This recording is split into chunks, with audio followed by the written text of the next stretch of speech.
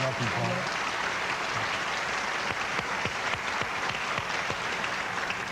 Okay, Paul, you have seen these documents. What is your conclusion? Yes, I certainly have, Bill. This first one, I don't think it's it or not, but we have Frederick N. Prohl, et al. Elvis A. Presley, deceased victim. This little circle down here and this cross indicates they should delete this, and here's what was written above to change it and correct it. N-A-M, short for name, they left off the E, Frederick Peter Prohl. This handwriting was compared with known handwriting of Elvis Presley, and it matches very, very closely. All right, what about the one that says to Memphis? All right, this is the one that says to Memphis here, and down this is also references Frederick Peter Prohl, Elvis Presley, deceased, victim, and down here on the bottom we see 0.73 to Memphis 8/15/78. I have compared this to known handwriting of Elvis Presley's and find that this also matches very, very favorably to the handwriting. Now, to what did you compare all of this writing? I had a great number of samples of his known handwriting. Number one, of course, was the Nixon letter, the letter that he wrote in 1970 to President Nixon. I had several canceled checks written by Elvis Presley. I had a Christmas gift list, I had a letter to some other friends, a restaurant check that he had signed, and numerous other pieces. Several documents. Several documents. Enough material, surely, to all compare. authenticated as known handwriting. All right, now what about the issue that Elvis Presley signed his own death certificate? Well, let me hand this back to you, Bill. Number one, that's a misnomer. This is the death certificate. When we say Elvis Presley signed his own death certificate, it's not the death certificate, it is a medical examiner's report, as you can see. Yes. He didn't sign it. This was signed by the medical examiner down here. All right. But the name right on here, the street address is 3764 Elvis Presley Boulevard.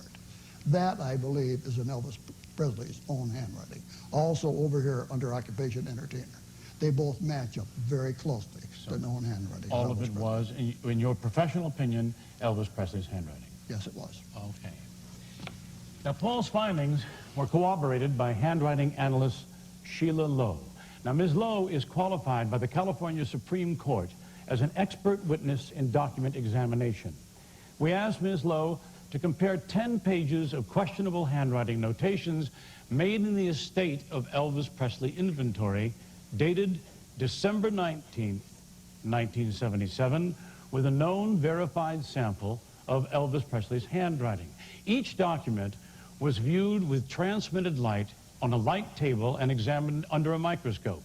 Under penalty of perjury, Ms. Lowe issued the following opinion, and I quote, "After careful examination of the documents, it is the opinion of the undersigned that the handwriting on all documents was executed by the same writer." Okay, Monty, you have seen all the evidence so far. In your professional opinion, do you think that Elvis may have written on his own FBI files? Well, we only speculate that Elvis may be a member or involved somehow in a government protection program of some type. But we know he was a DEA agent, and most probably he was involved in working on his own investigation. At this point, I think that we should summarize what we've learned so far. It has been suggested that on August 16, 1977, in order to protect himself and his family from a criminal organization called the Fraternity, Elvis Presley arranged things to look as if he had died. He accomplished this with the help of the Department of Justice by somehow planting either a wax dummy or another body at Graceland. He also secured the cooperation of local officials in covering up both the autopsy results and the trail that might have led to finding out the truth. Then, deliberately misspelling his middle name, Elvis arranged for his coffin to be placed one space over from where he really planned to be interred. Elvis was relocated by the Witness Protection Program to a secret location and has maintained a low profile ever since. He has continued to be in contact with his family and closest friends and has made at least 2 phone calls that have been recorded. He has been seen and photographed several times and has made at least 1 trip to Europe. According to the people who believe this theory, he may soon return to his public.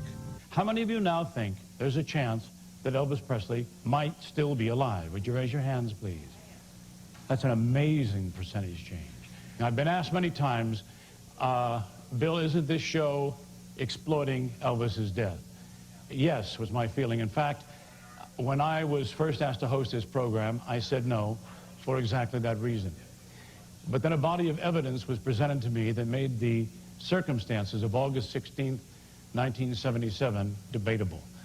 The more I considered what was in front of me, the more I felt that this was an opportunity to present to the world information which had never been brought to light. Now, the next question asked of me, if you're his friend and he is alive, aren't you jeopardizing that same life? Well, anybody interested in using the information presented in this program, information which has been available for at least 4 years, would have done so a long time ago. So if Elvis is alive, he's obviously well protected.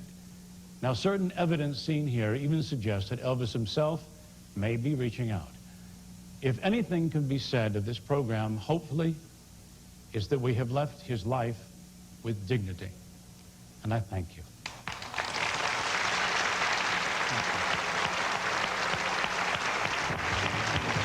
Thank you, Luke.